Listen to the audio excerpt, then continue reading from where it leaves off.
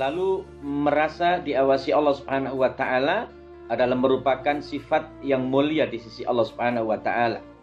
Allah Subhanahu wa taala berfirman, "Innal ladzina yakhshawna rabbahum bil ghaibi", sesungguhnya mereka orang-orang yang takut kepada Allah dalam kondisi tidak terlihat, lahum maghfiratun wa ajrun kabir, maka baginya pengampunan dari Allah dan pahala besar di sisi Allah Subhanahu wa taala.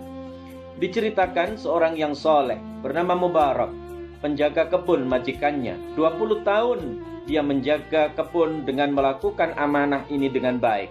Suatu saat sang majikan datang kepadanya, mengajak teman-temannya, ada 3, untuk dijamu di kebun tersebut. Mubarak diperintahkan untuk mengambil buah.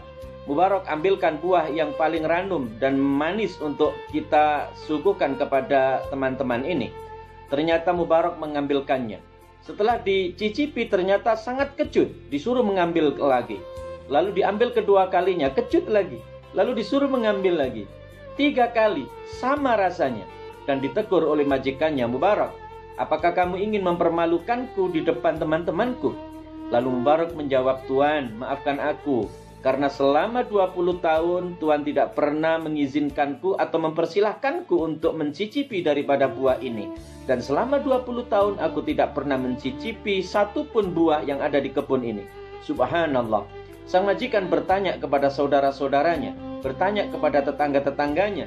Ternyata mereka memuji Mubarak, seorang yang soleh, bertakwa kepada Allah, punya sifat wirai. Wirai itu menjaga diri, tidak melakukan kemaksiatan kepada Allah Subhanahu wa taala.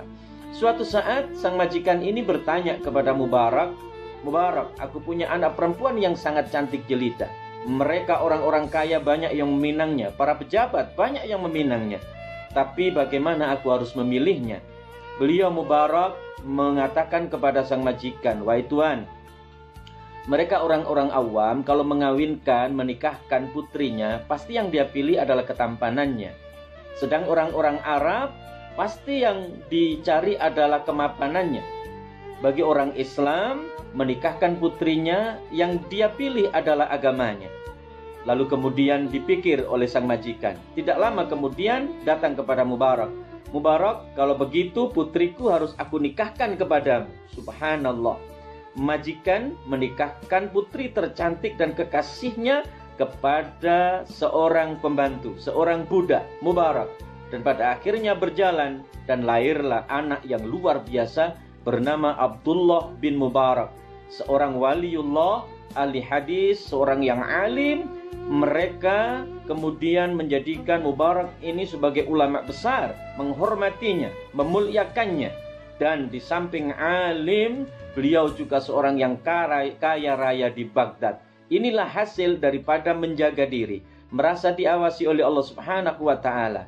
Maka inilah yang akan diberikan oleh Allah Subhanahu wa taala sebagai ajrun kabir, pahala yang sangat amat besar di sisi Allah Subhanahu wa taala.